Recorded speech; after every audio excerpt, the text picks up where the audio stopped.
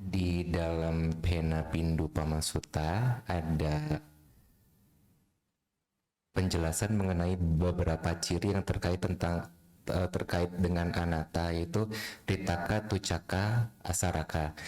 Nah, mengenai ritaka dan tucaka, kira-kira padanan kata yang tepat untuk di bahasa Indonesianya apa, Bante? Maksudnya untuk membedakan itu ritaka dan tucaka itu, Bante.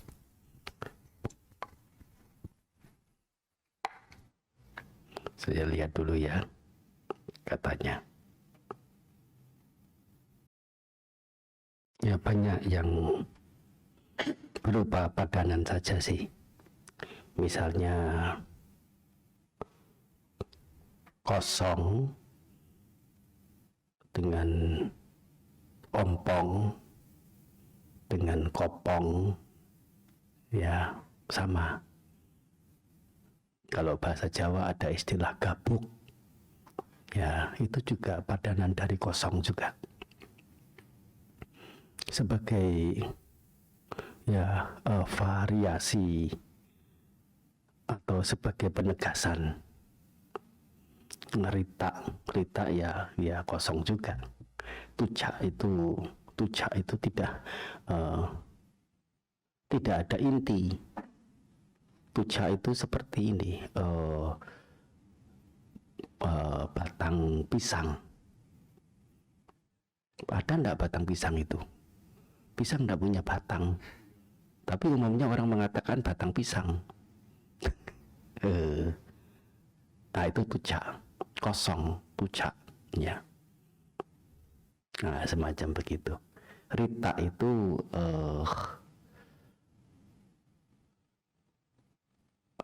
paham, tapi istilah penjelasan dalam bahasa Indonesianya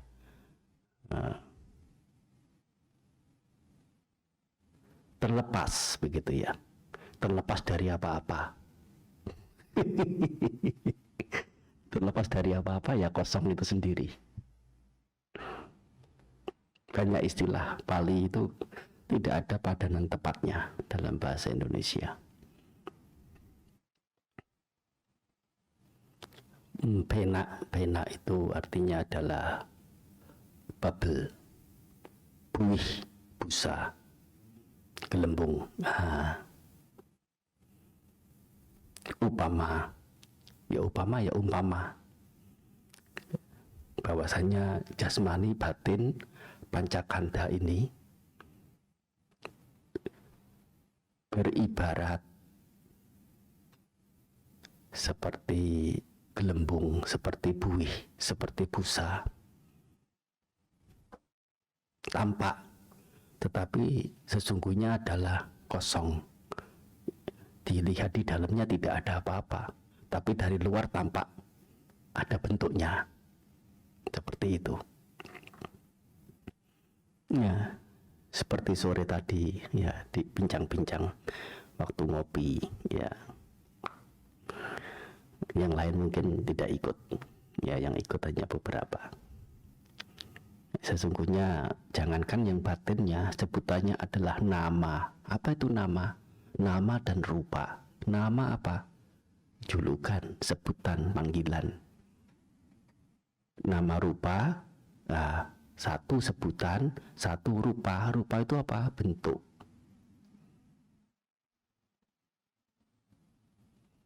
Ya, yang nama itu memang tidak ada bentuk. Namanya nirrupa. Nirrupa. Nir artinya ya tidak begitu ya. Atau arupa juga boleh. Arupa bukan bentuk. Tapi ya itu tidak bisa dijamah, tidak bisa dilihat. Tetapi bukannya tidak ada. Karena adanya itu hanya di angan-angan dan sebatas sebagai sebutan. Sebatas sebagai sebutan sehingga ya nama panggilannya, penamaannya. Rupa itu ya bentuk, wujud. Baik rupa maupun nama Nah, itu adalah seperti buih, seperti busa, seperti gelembung. Tampak itu kalau dari luar, di dalamnya tidak bisa ditemukan apa-apa. Apa yang ada nggak bisa dikatakan ada. Soalnya kalau ditilik sampai ke dalam, meskipun ada organ tubuh, tidak ada, yang ada hanya tumpukan organ. Tapi di balik organ itu sesungguhnya juga kosong, nggak ada apa-apanya. Oleh karena organ sendiri juga tidak ada, yang ada adalah jaringan sel pembentuk organ itu. Demikian pula seterusnya, ya, sampai pada titik di mana yang namanya materi itu hanya ilusi belaka. Yang ada adalah, ya, sebutannya kita itu adalah energi, dan energi itu juga sudah bukan materi.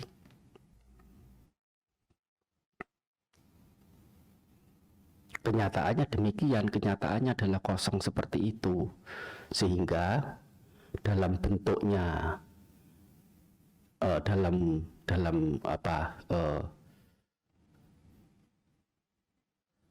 dalam cirinya, ya, dalam cirinya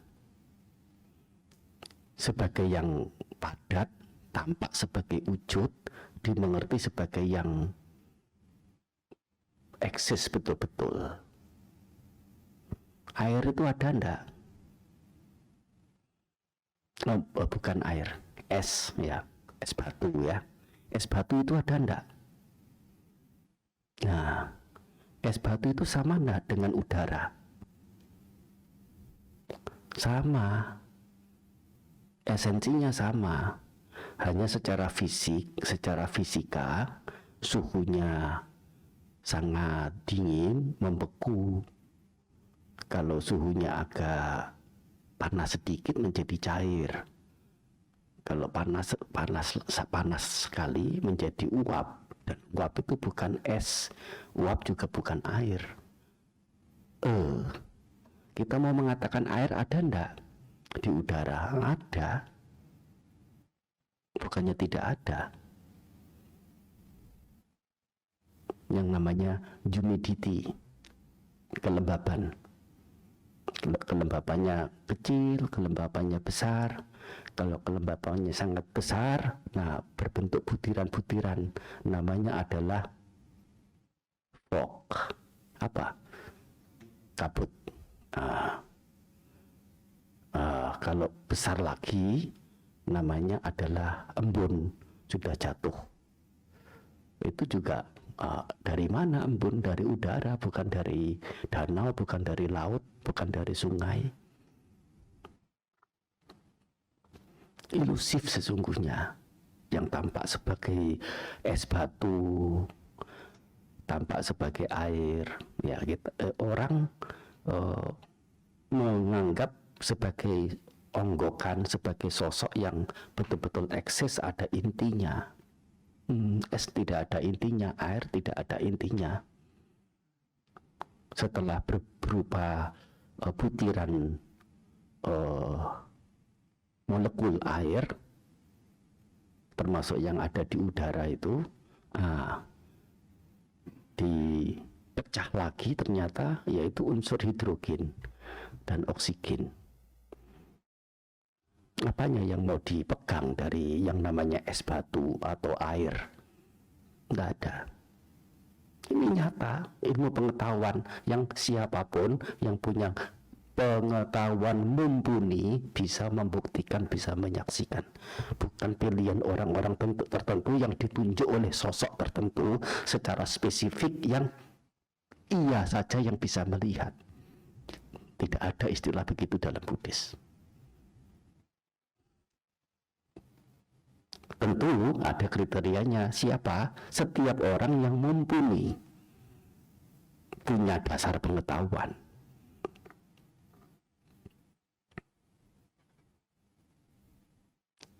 Jadi tidak pilih kasih. Ya, tentang apa? Itu yang masih pilih kasih, soalnya apa? Hanya bisa diketahui oleh mereka yang punya pengetahuan cukup. Yang tidak punya pengetahuan tidak bisa tahu. Namanya pilih kasih. Itu bukan pilih kasih, itu kesalahan masing-masing.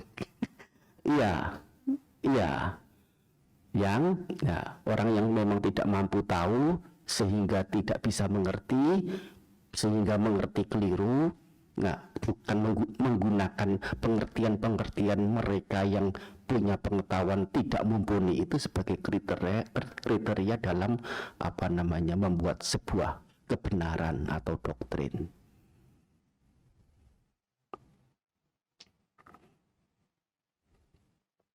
Kenyataannya kosong, baik tubuh maupun batin. Nah, sesungguhnya materi itu tidak bisa, baik dalam bentuk cair, padat, ataupun gas, sesungguhnya adalah kosong belaka. Tetapi, materinya sebetulnya tidak bisa dijamah, tidak bisa dilihat. Yang bisa dilihat, bisa dijamah, bisa diketahui cirinya, itu adalah bentuknya. Yaitu apa bentuk itu? Ruang yang digunakan satu onggokan dalam berdiam, dalam menjadi ada itu adalah bentuk, menjadi punya postur. Manusia posturnya begini, hewan tertentu posturnya begini, tumbuhan tertentu posturnya begini.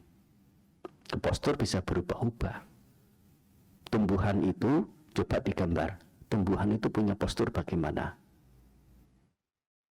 Tidak bisa, dan yang gampang. Tidak bisa dan gampang. Tidak mungkin dan sangat memungkinkan. Tidak memungkinkan itu karena apa? Tumbuhan tidak punya postur yang tetap.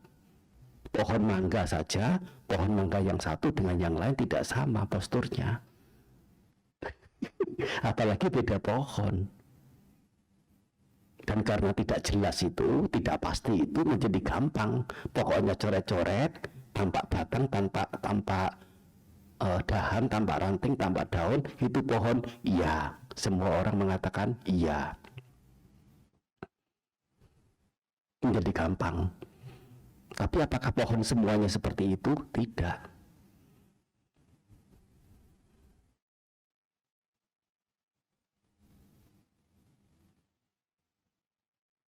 Nah, ini namanya bentuk. Bentuk bukan bendanya. Bentuk selalu berubah. Rupati dirupang. Suatu keberadaan yang mengalami kehancuran. Sebutannya adalah rupa, bentuk. Apa makna kata bentuk itu atau rupa itu? Adalah keberadaan yang selalu mengalami kehancuran. Tidak pernah menunggu meskipun hanya 1/1000.000 detik. Selalu mengalami kehancuran, selalu berubah. Mudahnya membayangkan seperti apa? Siapa pernah tahu? Siapa pernah melihat asap? Semua orang. Tolong digambarkan asap itu bentuknya seperti apa? Tidak bisa, dan selalu berubah. Enggak sampai 1/10 detik, bahkan lebih kecil dari itu, sebatas mata bisa punya kemampuan melihat.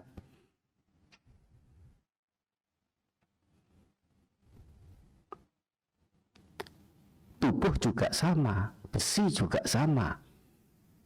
Yang paling keras, yang paling padat seperti intan sekalipun juga sama, selalu mengalami perubahan. Namanya rupa, bentuk itu tidak pernah berhenti untuk hancur.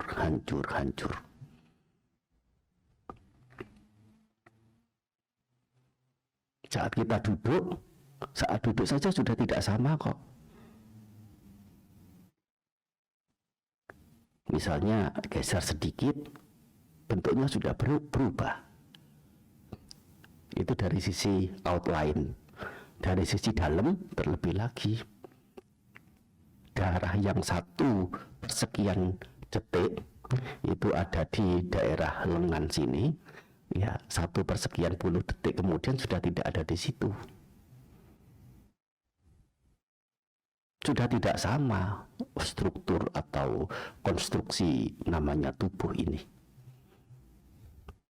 ya memang itu diabaikan, dianggap yang bukan sesuatu yang perlu dibahas. Oleh karena tidak sampai seperlu itu manusia secara awam, dalam kebenaran awam, kebenaran konseptual, kebenaran konvensional, kebenaran persepakatan itu ya membahasnya. Banyak yang tidak tepat. Jam berapa ini? Nah, yang ditanya kemudian begitu kata ini baru kemudian melihat jam, memberitahunya pas di saat dia melihat jam, padahal pertanyaannya sudah lewat.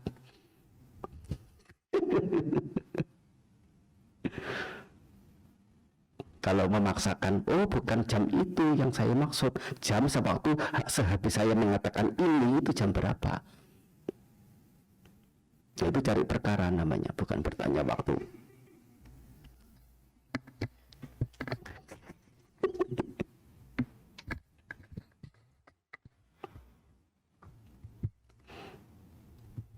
Namanya kebenaran kesepakatan, kebenaran konvensional,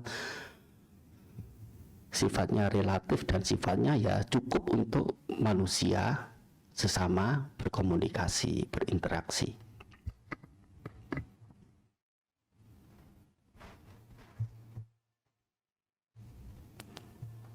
Itu dari sisi bentuk. Dari sisi warna ya berbeda. Pagi tadi warna kulit masih agak langsat. Begitu ada urusan pekerjaan di luar, terkena matahari, masuk lagi, warnanya sudah berbeda kulit. Apakah ini orang yang sama? Bukan. Tubuh yang sama? Bukan. Tetapi itu diabaikan.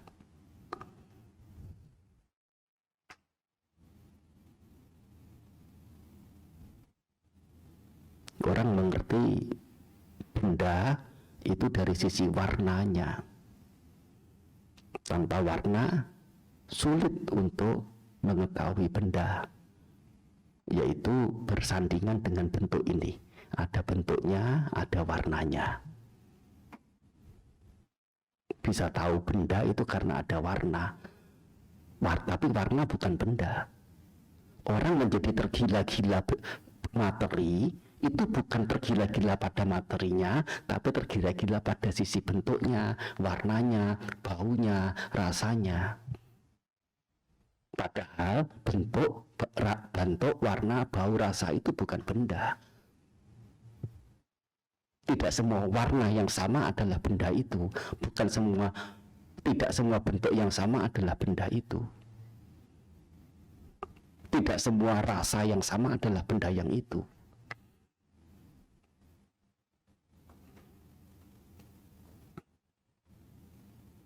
Jadi terkicohnya itu bukan terkicoh oleh bendanya, oleh materinya, tapi terkicoh oleh ciri-ciri yang ada pada benda itu. Termasuk rincian benda itu, nah ada anorganik dan organik. Anorganik itu yang ya itu istilah apa namanya,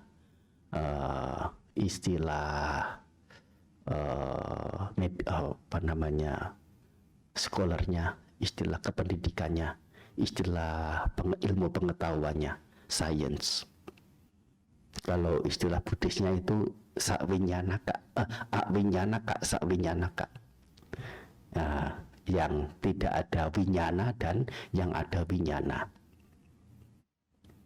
Nah, kalau yang sakvinyanaka, ya yang ada winyana atau organik, ya, sebutannya yang lain adalah panaka, yaitu sosok yang bernafas, onggokan yang bernafas. Apa namanya ini? Organisme. Nah, begitu, organisme. Ngerti organisme? Siapa yang tidak ngerti kata organisme? Apa organisme itu? Identik dengan apa? Makhluk. Ya, kita di Buddhis ya seperti itu, dipaksa untuk menggunakan istilah makhluk. Ini sesungguhnya tidak cocok. Oleh karena kata makhluk itu artinya adalah sesuatu yang diciptakan oleh Tuhan. Di Buddhis tidak dikenal penciptaan itu. organisme, apa itu? Onggokan yang terdiri dari organ-organ, yaitu faktor pembentuk. Itu sangat mendekati dengan istilah kanda, gugusan. Ada 5 pancakanda atau nama rupa. Nah, kita menyebutnya itu organisme, atau ya untuk bahasa umum ya memaksa kita untuk menggunakan kata makhluk, oleh karena itu yang memang dimengerti umum.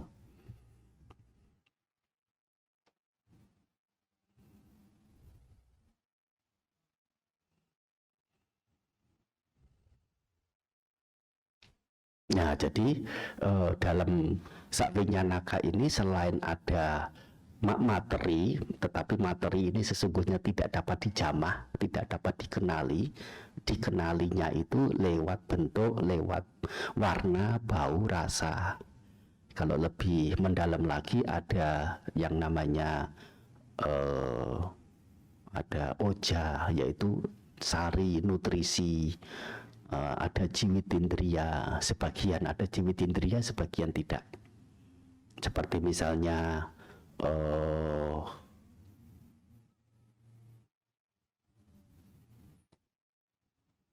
hidung begitu ya. Nah, hidung kalau dipencet tuh sakit. Itu namanya ada jiwitindriya. Rambut dipencet tidak sakit. Namanya tidak ada jiwitindriya. Jiwita itu artinya kehidupan. Indriya, indera kehidupan. Yaitu kalau bahasa ilmu pengetahuan itu adalah ada sarafnya. Pasada itu saraf. Caku pasada, saraf mata. Saraf indera penglihat. Pasada ini, cakup pasada adalah rupa, bagian dari rupa. Saraf. Selain itu juga Savinyanaka ini, yaitu organisme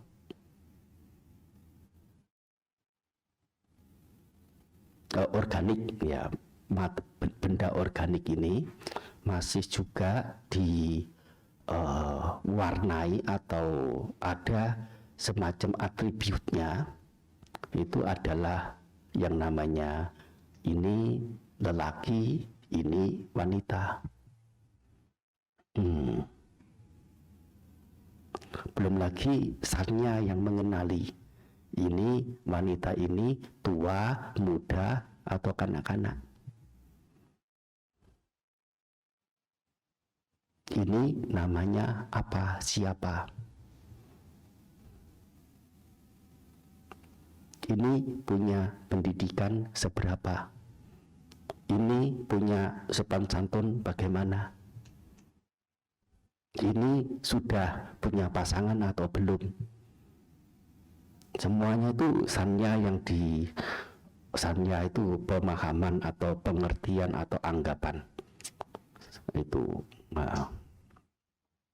dari inilah, dari cara anggap manusia secara awam, orang secara awam.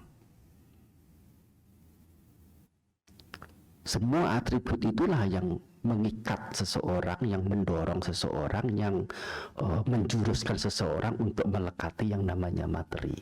Sesungguhnya semua atribut itu bukan materinya.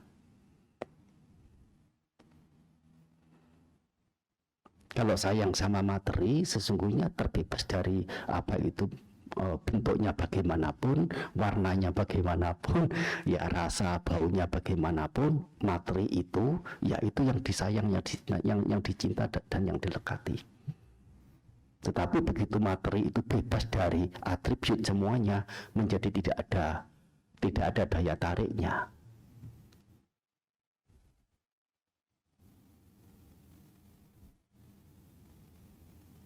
Dan permasalahan penderitaan itu tidak usah berkaitan dengan sisi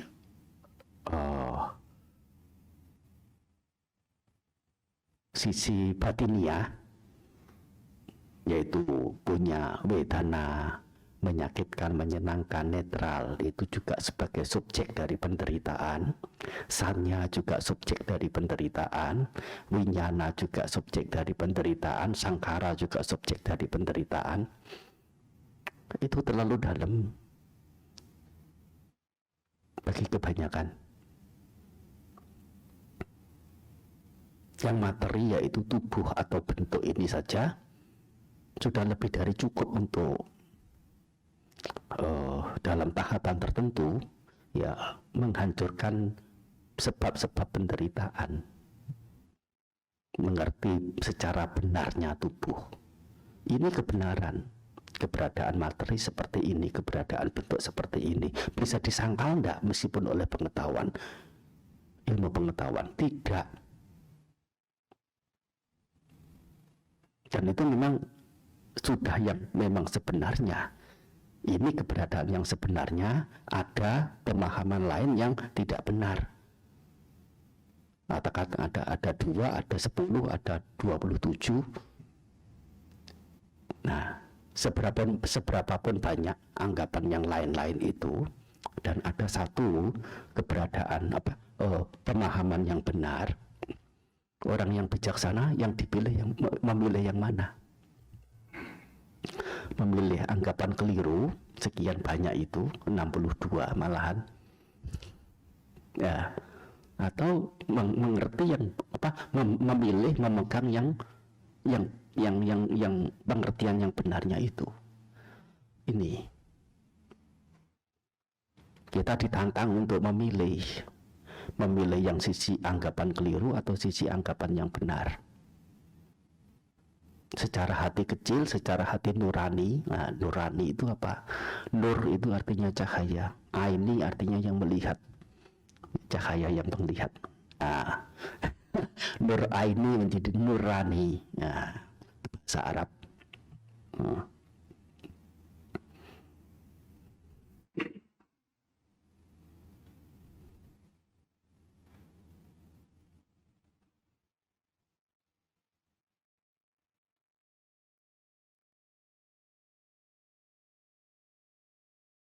Secara hati kecilnya, secara lubuk namanya apa itu ya, hati kecil atau apa namanya, istilahnya apa, ada istilahnya sendiri. Itu maunya sih memilih yang benar, tetapi ditolak oleh siapa? Ditolak oleh pihak yang mengatasnamakan sebagai si aku. Siapa si aku itu? Adalah Mara.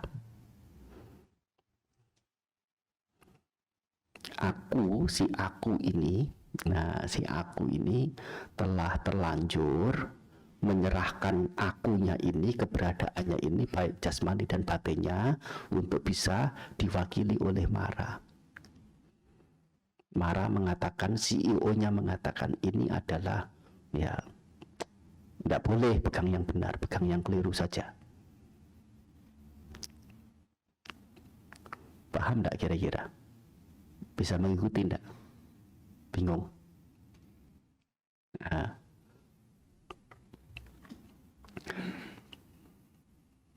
maksudnya Mara itu apa?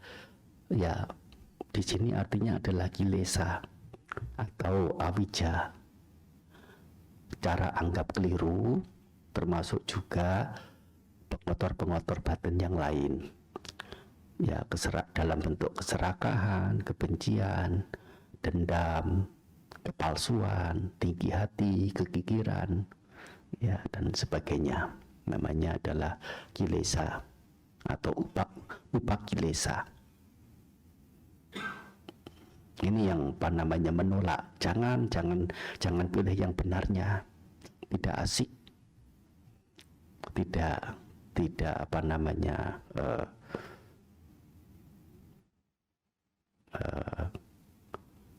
tidak menggairahkan.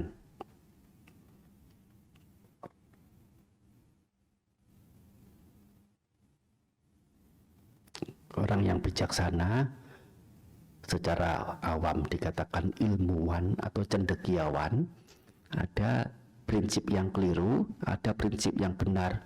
Pasti memilih prinsip yang benar untuk observasi, untuk menemukan temuan-temuan baru, inovasi-inovasi baru. Itu berdasarkan pada memegang yang keliru apa yang benar. Yang benar punya. Dan apa yang Sang Guru Agung ajarkan adalah memang yang benar punya. Dan ini ditopang, didukung, ya, bisa dirinci oleh kemajuan perkembangan ilmu pengetahuan.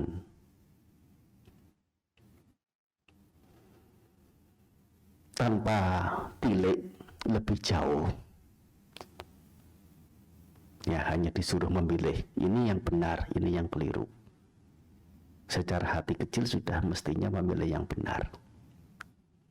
Lebih dari itu, dampak dari memilih keliru itu apa? Memilih yang keliru, manfaat atau kerugian secara bijaksananya. Sebaliknya, memilih yang memang sisi benar, ya, itu kerugian atau manfaat untuk diri.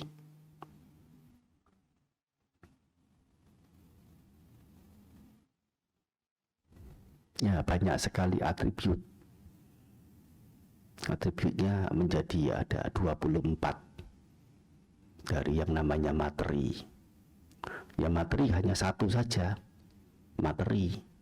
Tapi karena cirinya itu atau secara fisiknya itu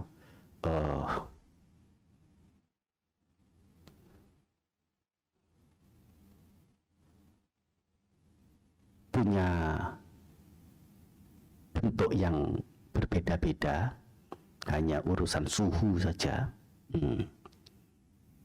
Suhunya dingin menjadi padat, suhunya, atau memang dari ciri atom, ya, pembentuk materi itu sendiri yang memang punya ciri.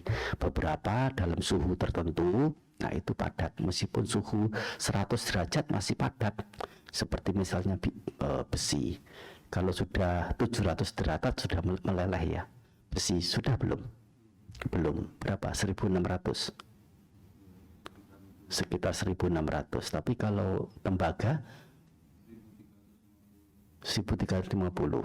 Nah, aluminium 600. Kalau hidragiron, nah, hidragiron itu apa? Merkuri itu dalam suhu biasa saja sudah bentuknya semacam gel begitu. Nah, itu tergantung pada ciri dari atomnya masing-masing, konstruksi elektron dan neutron dalam satu atom. Urusannya sudah urusan ilmu pengetahuan. Lebih mudah kalau kita mengaitkan penjelasan dharma itu dengan ilmu pengetahuan.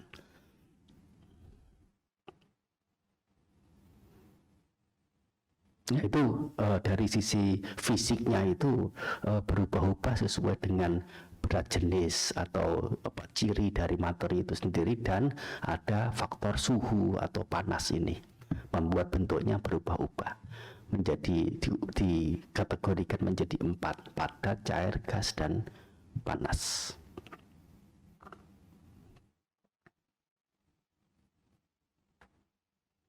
Yang mana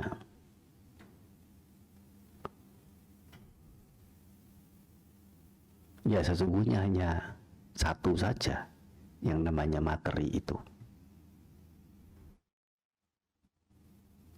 Tapi materi itu ya bukan materi. Oleh karena itu ya sesungguhnya kosong.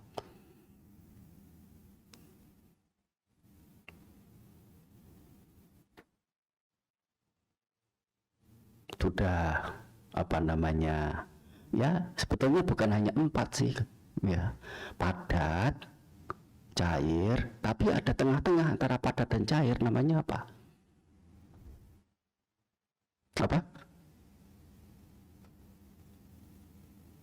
Yang lembek-lembek itu apa? Ya kental. Ya, dikatakan padat tidak, cair pun bukan. Antara kental dan cair apa namanya? Encer. Apa? Ya, encer itu ya boleh, idealnya encer memang cair. Ya. Tapi ya itu lebih luas makna encer itu. Sesungguhnya masih itu tidak bisa dibilang itu ada berapa.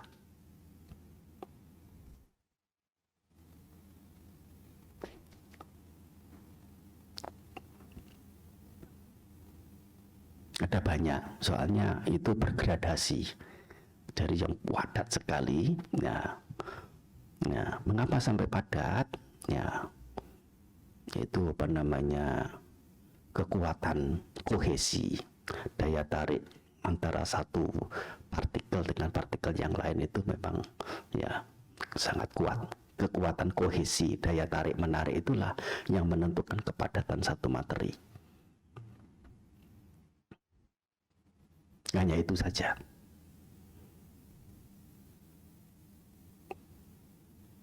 Belum lagi, nah yang sesungguhnya itu hanya satu, dan yang satu itu sesungguhnya adalah kosong dibagi menjadi 4 sesuai dengan ciri fisiknya. Tetapi ciri fisik ini, nah masih belum cukup untuk ditengarai. Ada yang namanya atribut yang lain yang ada 24, namanya upada rupa. Rupa atau bentuk pendukung.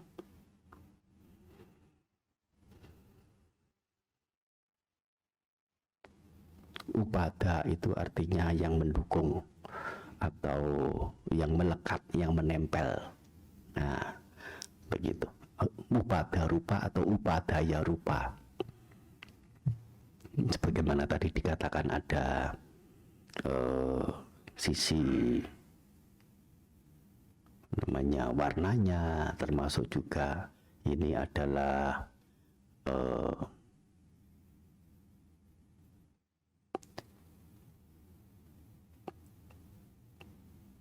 lelaki, wanita, itu upada rupa namanya.